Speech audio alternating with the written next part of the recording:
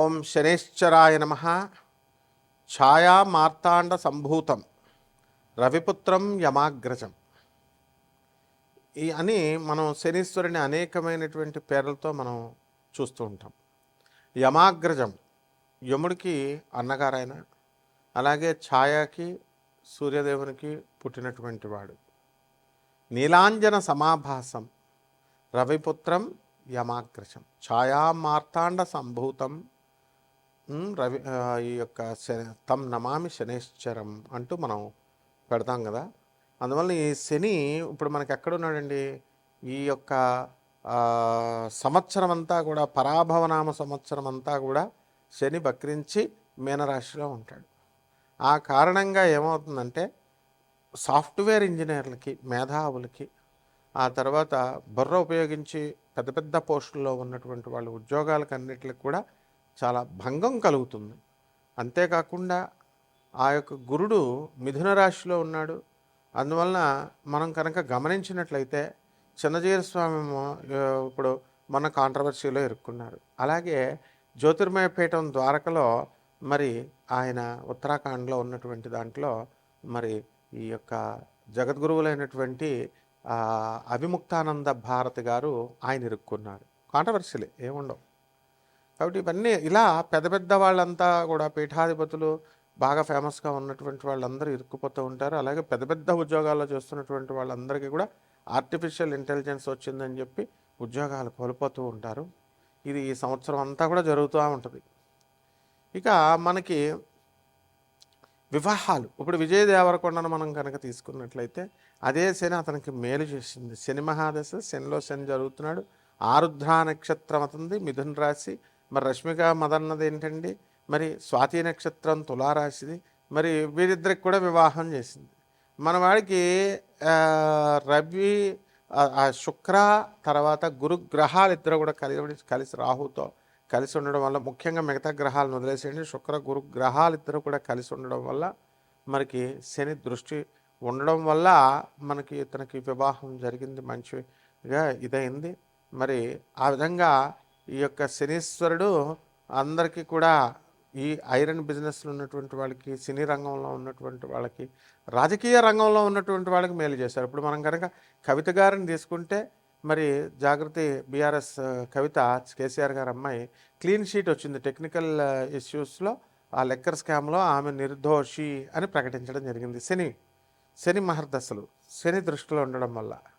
కాబట్టి శనీశ్వరుడు కేవలం మనకి హాని చేస్తాడు అనేటటువంటి భయం అవసరం లేదు.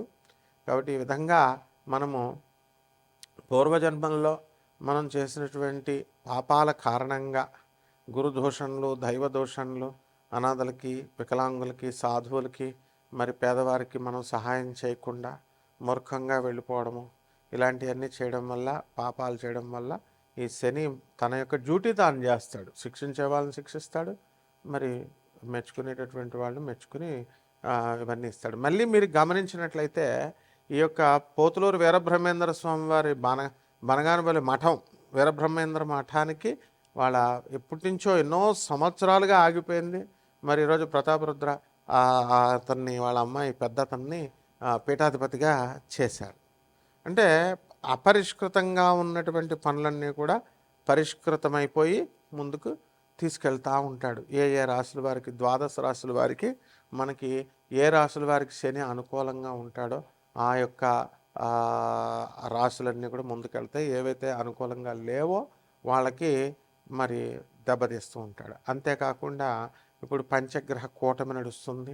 రాహువు, రవి, కుజ, బుధ, శుక్ర గ్రహాలు నడుస్తున్నాయి. కేతు సింహరాశిలో ఉన్నాడు.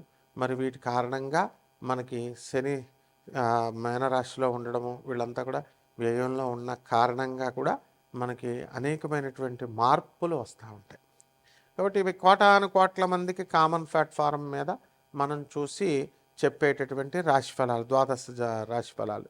అసలు మీ జాతకంలో శని ఎంత ఇంటెన్సిటీ, ఎంత ప్రభావం దుష్ఫలితాలను ఇస్తాడు, ఎంత ప్రభావము దుష్ఫలితాలను ఇవ్వడు, ఈ విధంగా మనకి ఎవరికి ఎప్పుడు పెళ్ళిళ్ళు అవుతాయి, ఎప్పుడు ఈ యొక్క సంతానం కలుగుతుంది, ఉద్యోగాలు వస్తాయి, వ్యాపారాలు చేస్తారు, ఇలాంటివన్నీ కూడా శుభాలే కాకుండా అశుభాలు, యాక్సిడెంట్లు.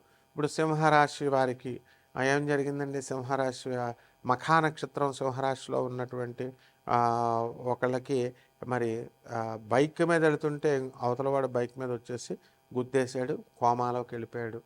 మరి వైద్యం జరగాలి కదండి. మరి ఈ ఈ వాళ్ళ ఇంట్లో వాళ్ళు మరి కొంతకాలమే కదా చేయించగలుగుతారు. మరి చూసి కొంచెం పిచ్చి పిచ్చిగా అరవడం ఇలా చేస్తున్నాడు. ఇంకా గుర్తుపట్టలేకపోతున్నాడు. ఇది కూడా శని ప్రభావమే. లేకపోతే వివాహాలకి ఈ గృహప్రవేశాలకు అసలే ఇది మనం ఏం కాలం అండి ఇది? ఈ యొక్క ఎండాకాలం. ఈ కాలంలో గృహప్రవేశాలు ఇవి జరుగుతున్నాయి. ఇవి చూద్దామని చెప్పేసి మన వాళ్ళంతా బంధువులు అక్కగారింటికి తమ్ముడు వెళ్ళాడు. తమ్ముడు వెళితే ఏమైందండి? మరి వాళ్ళ ఇంట్లో దొంగతనం జరిగి 1/2 కిలో వెండి, 1,50,000 డబ్బు ఇవి దొంగిలించారు. కేసు పెడదామని పోలీస్ స్టేషన్కి వెళ్తే ఎస్ఐ పొద్దున్న రమ్మంటాడు, సాయంత్రం రమ్మంటాడు. ఎందుకంటే వెండి రికవరీ చేయాలి, పైనుంచి క్రైమ్ రిపోర్ట్స్ అన్నీ కూడా చూపించుకోవాలి.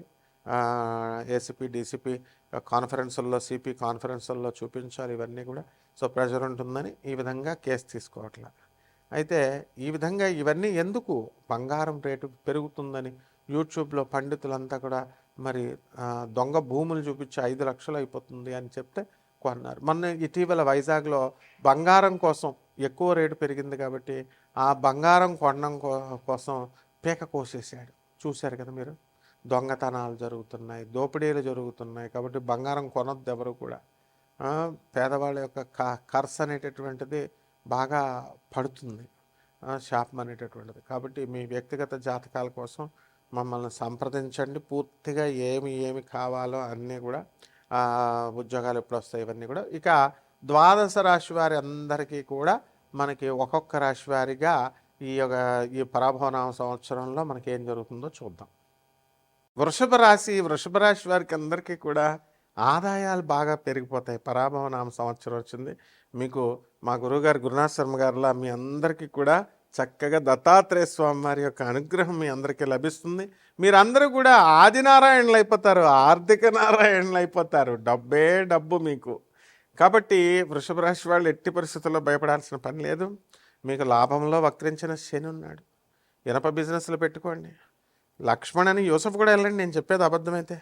లక్ష్మణ్ అని మామూలు స్క్రాప్ ఐరన్ చేసేవాడండి 15-20 సంవత్సరాల క్రితం. ఈ రోజున సంస్కృతి గ్రూప్ ఆఫ్ స్కూల్స్ ఎండి అయిపోయాడు. కష్టపడి ఇనుము ఆయన అంత స్థితికి తీసుకెళ్ళిపోయింది. అలాగే 3F group food fats fertilizers Goenka group అండి బాబు, పెద్ద గ్రూప్. మా గురువుగారు ప్రభాత్ రంజన్ సర్కార్ గారు శిష్యులు.